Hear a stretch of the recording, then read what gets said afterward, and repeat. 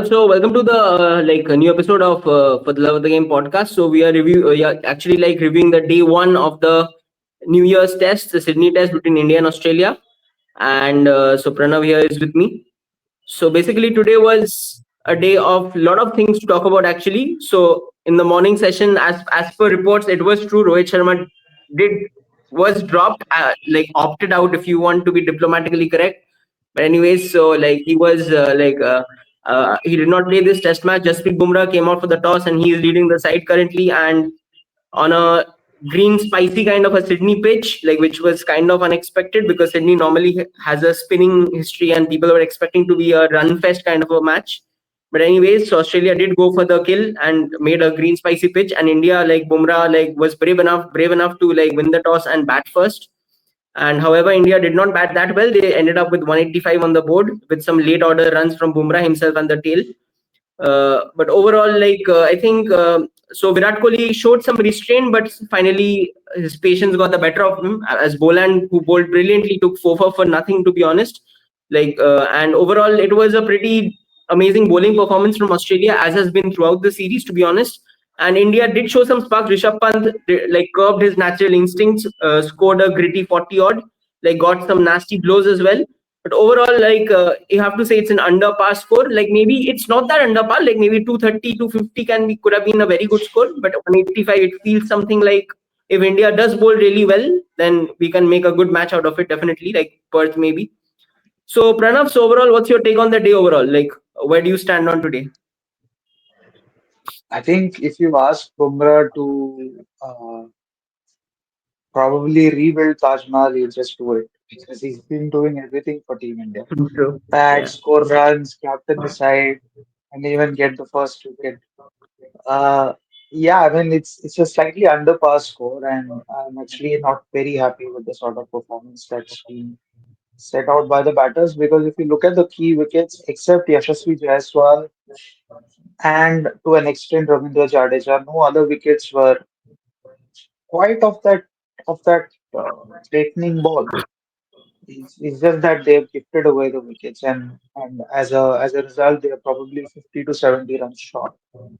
And Rishabh Pant did admit that 50 would have been a great total.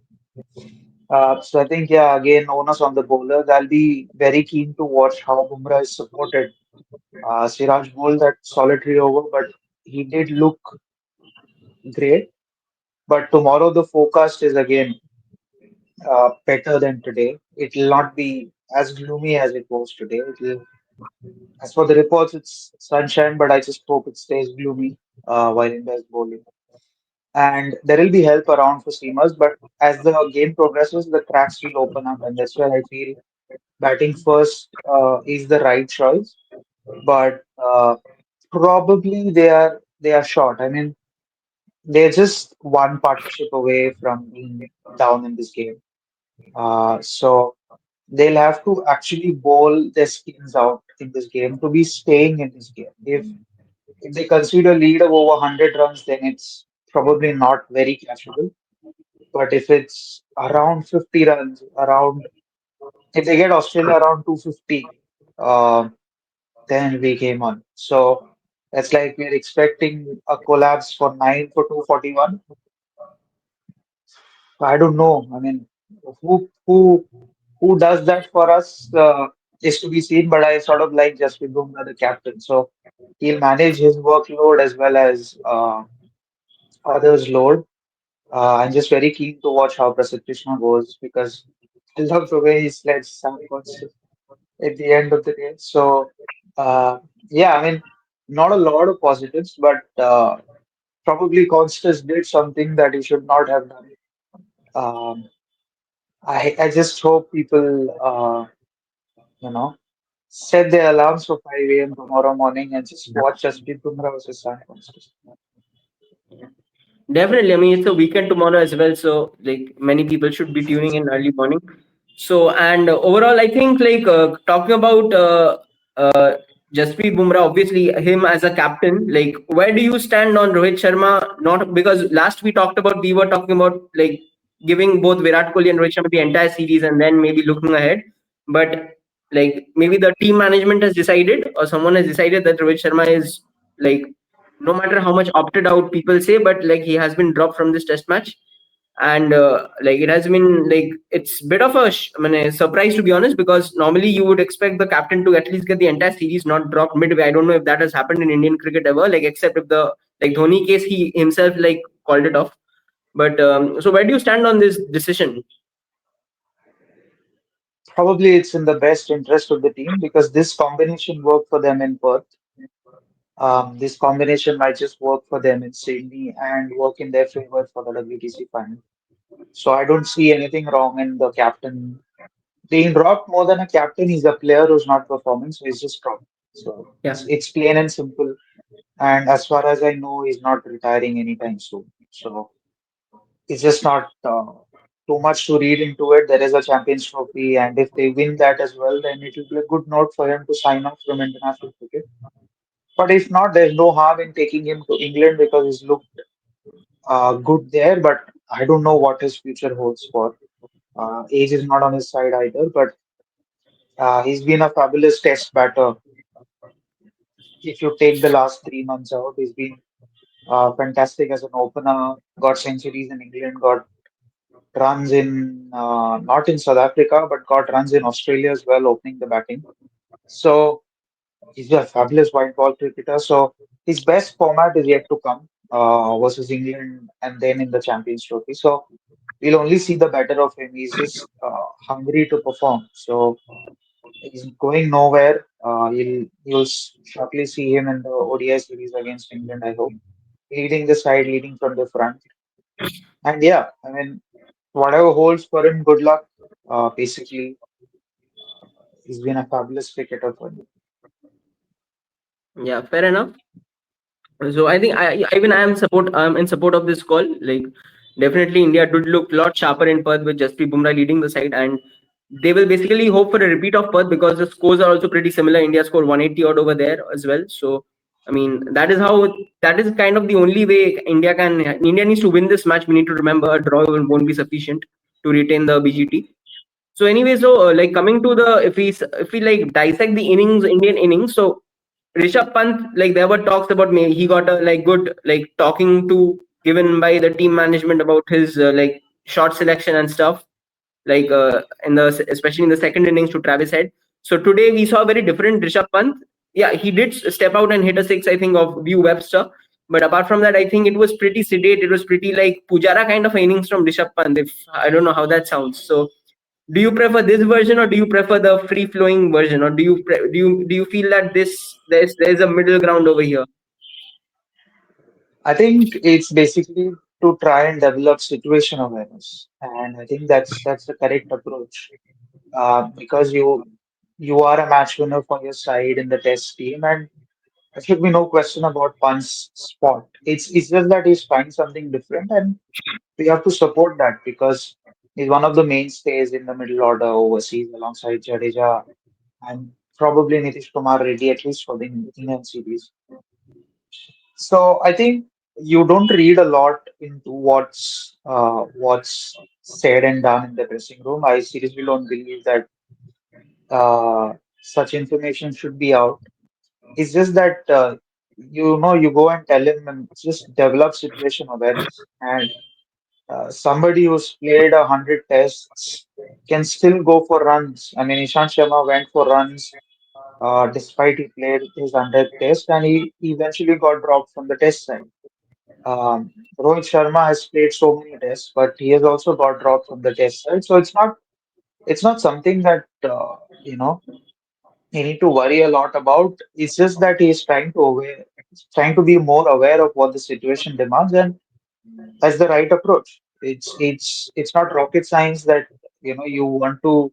Yes, some might argue that he should have attacked the ball, maybe disrupted the length, but at the same time, a lot of people have a problem with him playing those rash shots because in MCG, the first innings, uh, Sunil Gavaskar got very angry with the sort of shot he played. And if he's trying to change that, let's just support it because he's trying to take the game deep. He's trying to be proactive in terms of understanding the situation. So be it. I mean, there's no harm in taking a second fiddle, and then once you set, then you go big. That's how test batting works. But on the other hand, I'm particularly furious with what Shubman Gill did today because that was an unnecessary shot. Making your comeback, you're getting a start of 20 or all three innings that he has played, two in Adelaide and one here. He's actually looked classy, I'd say.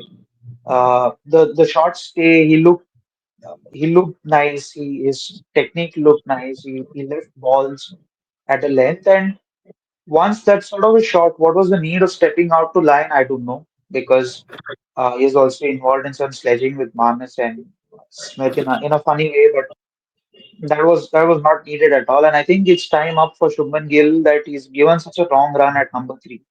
Yes, he's your second best batter at home, but outside, he's not just giving that confidence. And probably if India does well with the ball, then it will be more onus on him and the likes of Pant and Jaiswal to get India through to a big total, Winning total. so Yeah. that Australia is out of the game.